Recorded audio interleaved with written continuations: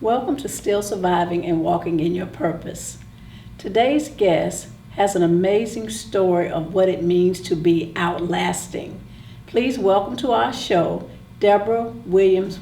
Deborah, welcome. Thank you so much. So Deborah, share with our audience, who is Deborah Williams? I am a mother, I am a Christian, I am a minister, I am a therapist, I am whoever a person needs at the time that they need me. That is who I am. That is wonderful. That sounds like a lot. Yes. A lot. So tell us, share with our audience your survival story. I am originally from Jamaica. I moved here to the United States in the year 2000 to attend the University of North Florida. And when I moved here to the U.S., my story was just beginning. But for me, surviving has been a part of my life since I can remember myself. Surviving being the daughter of a notorious drug dealer in Jamaica and having to go through the loss of home and even the parts of families because of the separation, but through it all, being able to still be grounded and strong, and then finding this ability to continue to go on in spite of, and living life with many people not knowing what it is that I had gone through. Coming here to the U.S. was a blessing to be able to attend university, but we came here with nothing, absolutely nothing. And we came here just because I got the scholarship to come here to school, and to build from that up was a survival in itself too. Being the eldest of the children from my mother, I always felt the responsibility to take on certain roles and helping our family to stay afloat and stay surviving without having to necessarily let people know what was happening. So learning the ability to adapt and not wearing your struggles, but being able to go on and to do what you need to do in order to continue. Thinking you're making the right choices, you make certain choices in life, not thinking of what could happen because you're not planning for those things to happen. But during the time, I ended up getting married and thinking I was marrying into a person that was meant for me, that I believed that was the person I was to be with, and thinking, okay, now I have the ability to start afresh. Was that after you left Jamaica? Yes, this was... How old were you when you came? I came to the States when I was 18. Okay. And it was right after graduating with my bachelor's degree that I met my then husband, and that we were going to be doing a lot of plans and work for the Lord. And the next stage was the loss of a marriage. And before the loss of the marriage was almost the loss of my life. In bringing life into the world, I almost lost my life when I had my son. So it's just different stages of learning to survive. So when I say that I outlasted, it was so many things that came into my life that should have been an ending point for me. But instead of it being an ending point, it became a new stepping stone for me to go forward. You talked about being the daughter of a drug dealer. in Jamaica. Yes. So your upbringing may have been shaped by that, and then going from that up until the time you were 18, and then coming to the States. So do you think your selection of a mate had something to do perhaps with the upbringing? Absolutely. Being raised in a household where that was a situation, the blessed thing was that I had no clue until it came out in the news after he was arrested. Oh, so boy. I didn't have to grow up in the shadow of knowing this. That. It was Right. just when he was arrested, that's when that information came out. But it did definitely shape who I looked for in a mate, because all I could think is, I want the furthest thing from that, because I saw the impacts of what it had to my family. I saw the impact of what it had on me as a young lady growing up. I saw the impact that it had on my mother, and what a marriage looked like to me. I said I would not have that happen to me or to my children. So it definitely shaped who I looked for in a mate. And I believed when I made the decision that it was the best decision at the time. And in making those decisions, we're not always conscious of what's leading us in that direction. As you said, we think we're making the best decision based on what we know, based on our experiences, based on what we've been through. Then we make those choices. And having had more information, we might have made a different choice. But based on what we know, we make choices. And again, those might not always be the best choices for our life long term. Yes. But you were able to, even after making that choice, you were still able to come out of that situation and survive. You also talked about losing your marriage and then almost losing your life in the birth of a child. And all of those things are very traumatic things to have happen to anybody. What do you think caused you to be able to survive all of that? What was the catalyst or the thing or the person that helped you to survive? With each stage of my life, the two pieces that always remained constant was my faith and was my mother. She is the first woman that I ever saw surviving. And in her surviving, she did it with grace. She did it with excellence. And so to me, I always grew up with the idea, if she could do it, then I can do it.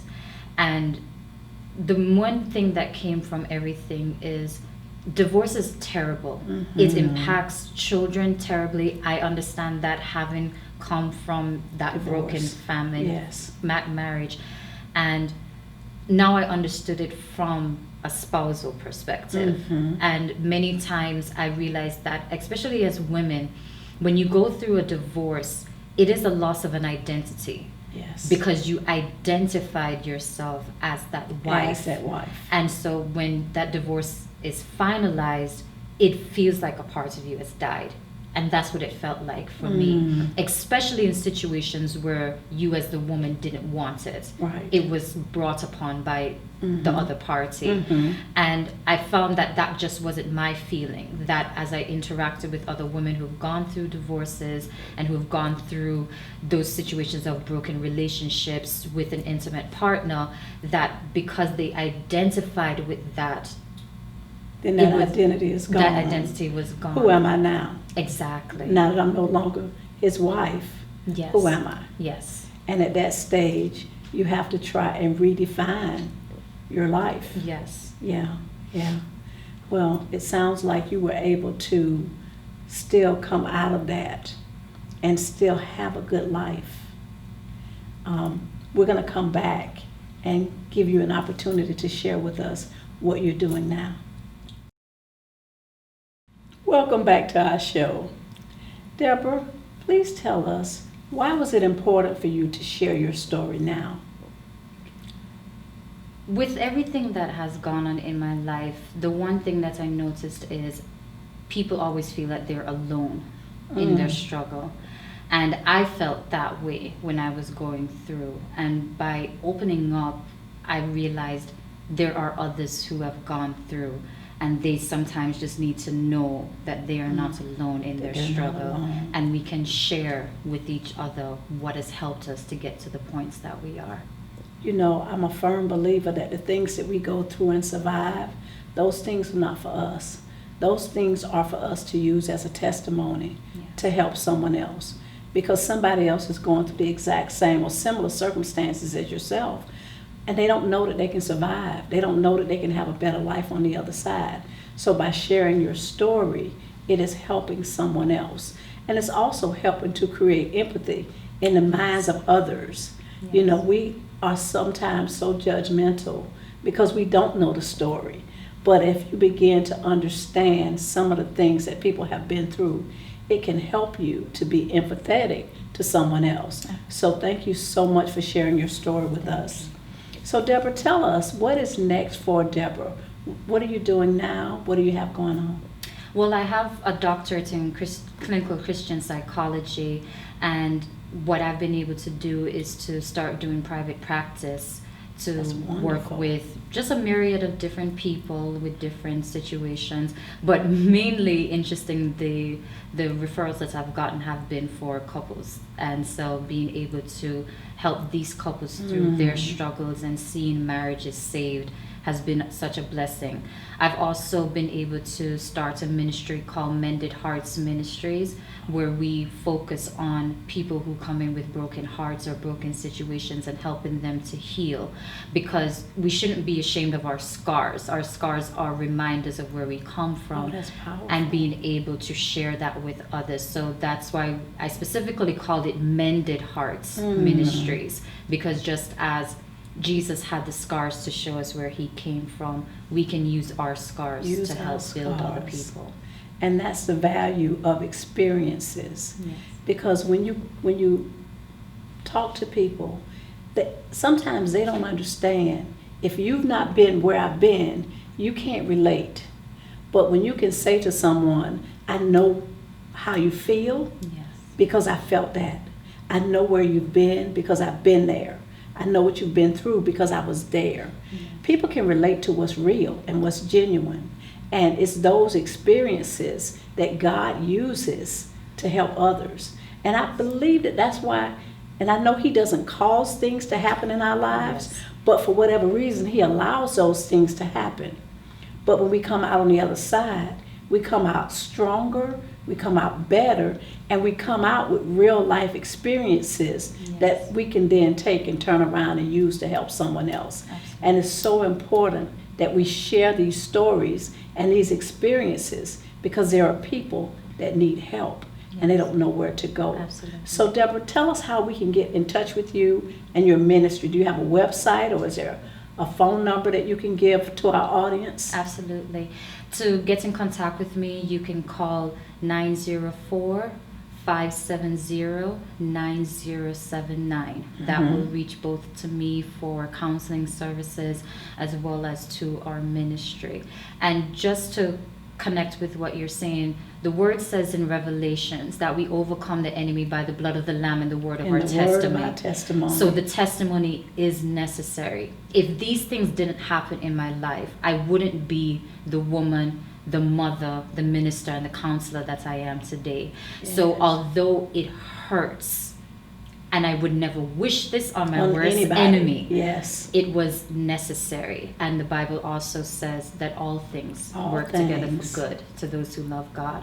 And so I just thank God every day that though I hate the process, I thank you for the result and for the destination, because it has made me who I am today. Deborah, what a powerful testimony. Thank you. And I'm so grateful to hear that you are using those experiences in ministry. That's what we've been called to do. Yes. Deborah, thank you so much for sharing your story with our audience. We know that it's going to bless someone. Thank you. God bless you. God bless you. Next, we're going to hear from life coach Laronda Howard. Welcome back to our show. We are here with my We Are Women in Business sister, Christian life coach Laronda Howard. Laronda, welcome to our show. Thank you, Coach Gigi. Laronda, after listening to Deborah's story, she had an amazing story of just the ability to survive, going through many different trials. As a life coach, and I know you've seen some of these things, what would be your take on her story? Wow, she did have an incredible story. I can personally relate as someone that is divorced with a little one, a toddler. So it hit home for me as she was talking about her story, and helping other individuals. As you know, as a coach yourself, that we're helping people get unstuck. It is a process, and so we just hold their hand and walk them through those processes as they're making those steps forward in life. So that's what I would tell, it is one step at a time, and it is a process. One of the things that she said was that she found out that there were lots of other women that have gone through the same or similar circumstances, but that they felt like they were alone. Yes. And that's the power of sharing the story. Definitely.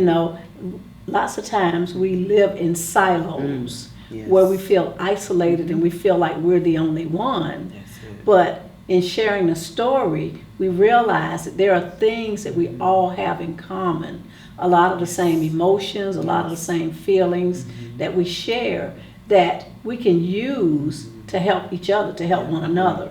And that's the value of coaching, because it helps people to understand that they're not alone, that we have commonalities. And as we begin to share with others, the good thing is that we don't look like what we've been through on the outside. But because we don't look like what we've been through, others don't know until we tell them, until we share our stories with Very them. True. So it's really powerful that she is willing to share her story in order to help someone else.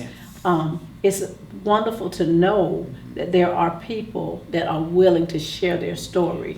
And lots of times those stories are very painful, very difficult to have gone through, and even difficult to rehash in talking about it all over again, because it puts you right back in that place.